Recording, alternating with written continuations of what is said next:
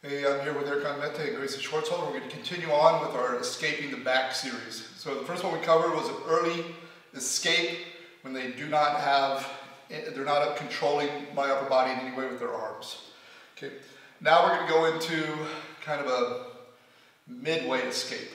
Okay. So again, I want to reinforce that idea. We're always trying to break the connection between the center of his chest and the center of my shoulder blades. Okay. And as soon as we do that, that allows us to turn into him. We're going to often have to use the ground to do that. Once I beat that though, the next battle is getting the elbows back in. Okay, because if he stays behind my elbow, he's still technically on my back and can reestablish the connection to my the center of my chest, center of my back with his chest again. So I talked before about this hand position. This hand position is good for sport, right? Problem is it leaves my face completely open, right? So we're going to go with the old school defense, right? And again, even if you don't train with punches, you say, I only want to do sport.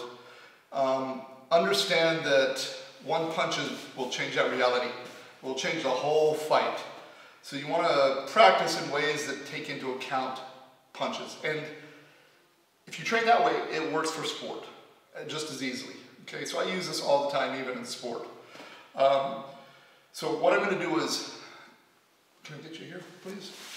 The danger, the finish, is when he comes over my arm, my shoulder, and goes here or hits me. Yeah. He goes under my arm, he controls me. Okay? I'd rather him control me than finish the fight. Okay? Because I still have a chance to escape.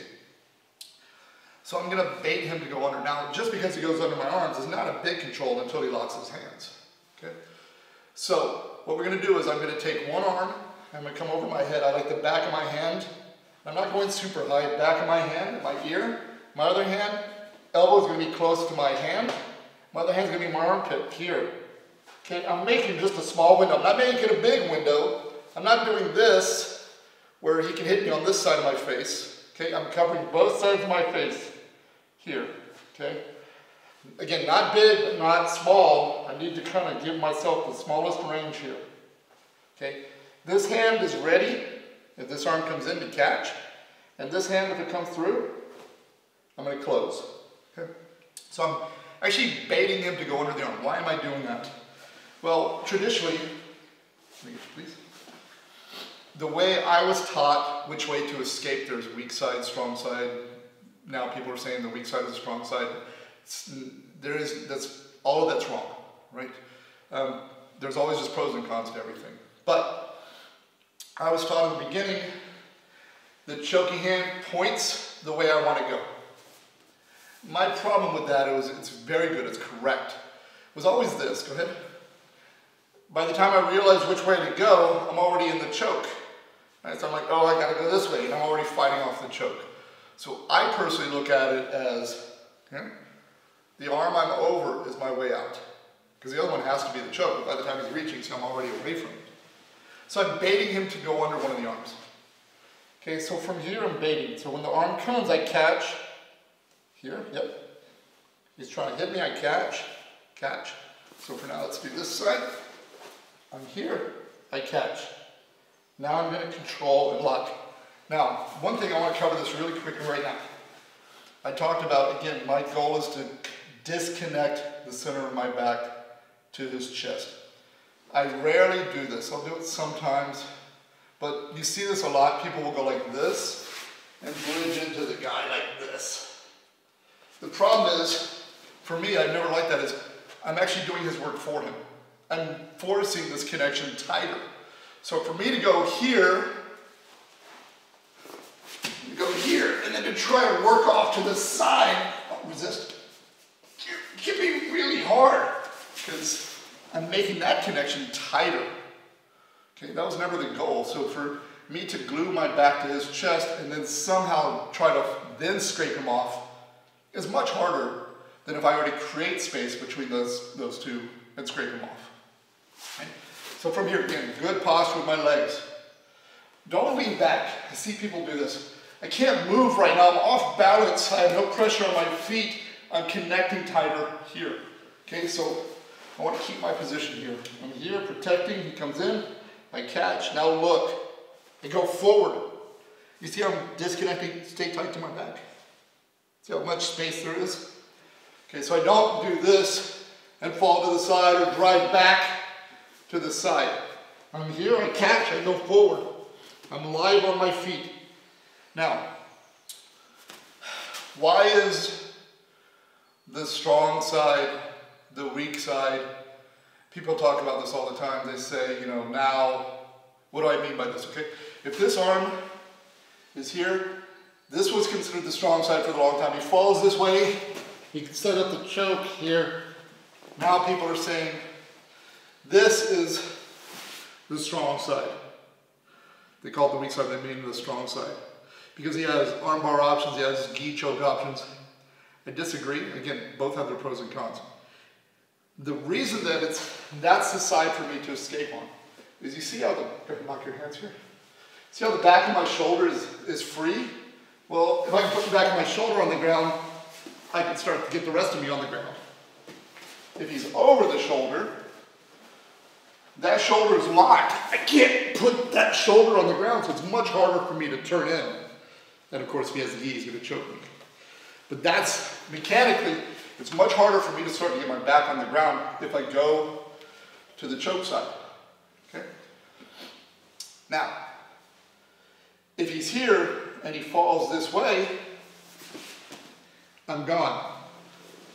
So that's, when people say the weak side is better, that's not really, that's a bad weak side. If he goes here and he spins a little bit to where he's under my shoulder when I fall, then I'm in trouble. I can't put my shoulder on the ground. Okay, but I see people do this and think they're going to do something. No, I'm gone at this point. This is not a good control. Okay, so that's one reason that when I go here, if the guy pulls me this side because he wants to fall and be underneath me and have a good strong, yeah, here, but do that again. I put my body forward. Then I start getting my shoulder on the ground, you see? So I don't want to let him occupy the space underneath me. Okay. Kind of a rule I go for is, see how his hand's on the side of his head? I'm always in trouble. Go.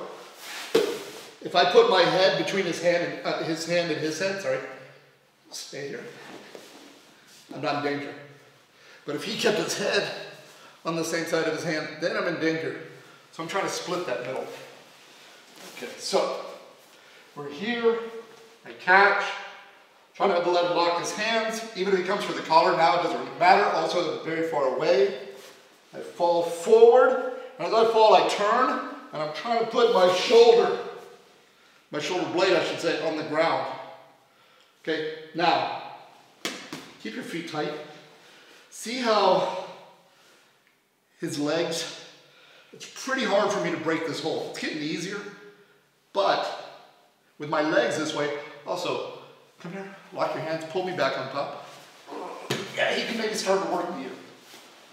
So, once I put my back on the ground, I need to separate those legs. The closer he keeps his legs, the tighter this lock. Okay, so when I fall, watch my legs. If I'm here, I fall. See how wide my legs are? Okay, I don't want to have my legs like this. His legs are closer now, it's harder to break this little prism of his legs. Plus, something I do a lot, he takes his hook out, he lifts my leg, he's going to roll me to my stomach. He tries that now, my base is too firm. He tries to pull me back on top of him, my base is too wide. Okay, so this, now do you feel my pressure on your leg? That's what's going to, so even if this leg is here, I'm okay. Now, I'm pretty much out of danger, so, but my back is not on the ground. My shoulder's on the ground, kind of a quarter on the ground. So from here, I've got this hold. I'm going to start to turn and move my body out. Here. I'm trying to keep my shoulders on the ground, but more importantly, I don't do this and bridge. Because now he's going to take his leg out from underneath me and come on top very quickly. Okay? Now, if he did, worst case scenario, he gets on the mount, okay, that's better than when he was on my back. But I'm trying to pin his leg.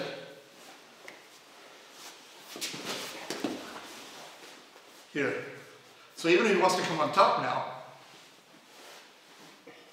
I'm locking his leg. Now we have a few options, okay? Depending. One thing I do not like to do, and I see people do all the time, is they control with this arm. Well, if this arm is up in the air, I cannot turn into him. The only way, take this arm up for a second. The only way I can turn in is by getting this elbow in. So don't grab with this arm. Okay? It's very hard for me to turn in. So what I'm going to work from here is getting my elbow to the ground. Okay? Now we have a few options. Again, my weight is on your leg. It's not very comfortable, is it? Okay? Once my elbow turns in, I turn in. I'm going to control the pants this way. One thing I like to do is control with my palm facing him. Because if I go like this, he's just going to pull and keep breaking that grip. I control, elbow tight to me. Okay? Move my hips here, elbow in, and I can just pin and come right up. Okay? So he gets to my back, I'm protecting my face punch. Yeah, protecting once I get a chance to catch, I go forward. And as I fall, I don't fall to the side like this. As I fall, I'm already turning. That's why I'm not holding on super tight to this. Don't hold tight, lock yourself in place. In fact, once I'm here, I can even let go. If feet are wide, this also stops him figure four-ing his legs if he's got really long legs. Okay, here. I can start to turn. If the guy's got really long legs, I can take this arm for a second and pop that foot. Elbows in. Okay, so even if he tries to come on top, I'm already in a good position. Now, if he crosses his feet, tries to keep me locked, it's very easy. I come in and here. But if the feet aren't crossed, this is the leg I got to worry about. Right? So as I'm here, I control the leg. Now, he's still technically my elbow. Remember I talked about I don't want him behind my elbow because he still has my back. So once I'm here, he's not on my back, he's not here anymore, and he's not behind my elbow. Okay? The only thing I got to worry about is him coming on top. Okay? But he's still behind my back with his legs. Maybe he can reinsert. So what I'm going to do is I'm going to post, shrimp, and get my knee on the ground inside his hip. Now there's no way he can come back underneath me. He can't get back underneath me. And I've got this leg, so it's hard for him to get on top. Okay? So from here, if he tries to come on top, I can extend my body weight, get up, control, and come on top. Even if he really starts to come on top, I'm here. Okay, so that's my last thing, is I really like to get my knee on the ground. My knee's on the ground, my elbow's in, he's no longer here, there's no way he's reinserting himself behind me. The only threat I have to get worried about now is him coming up. And the knee, that far knee coming up, that's the battle at that point.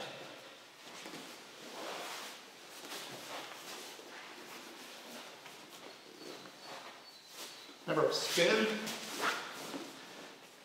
Here, elbows in. If he starts to come up with that leg, worst case, come. Keep coming. I can just put him in the deep, or in the half guard. Okay, flat, let's go here. Notice again, what's making that so difficult is all my weight is on his leg. I come in, I catch, okay? I shrimp, here, okay? And now I can extend my body away. It looks like we're neutral, but if he tries to come on top now, and then we're here. One more time. Just understand that here, here, here. Once I'm here, the rest is going to kind of be a very fluid situation. He may come on top of your half guard, he may come on top and mount, he may come on top and I go to deep half, he may come on top and I go inside his, or he may stay on his back, I go inside his guard. It may be I come here, put my knee, block, pull, hug the head, move my hips north, and come into passing. So I don't want you to get too focused on what to do at that point. The point is, I've escaped having his chest connected to my back, and I've escaped having him behind my elbow. At this point, come on top. Yeah, see, there's any number of things that are going to happen because I'm free to move at that point. Okay, so that's kind of my middle stage escape. It's also a good one if we're dealing with more of a fight situation where we really got to protect my face and get. But you notice what I'm doing is I'm using. He wants to keep his chest connected to my back. So what I'm doing, getting feet wide, is I'm scraping, stay with me, I'm scraping him off. And then this elbow, control the elbow, here. At that point, I've scraped him completely off me. He's not gonna go anywhere. He tries to come on top now. There's any number of situations, but he can't re-control. And that's kind of my middle stage back escape.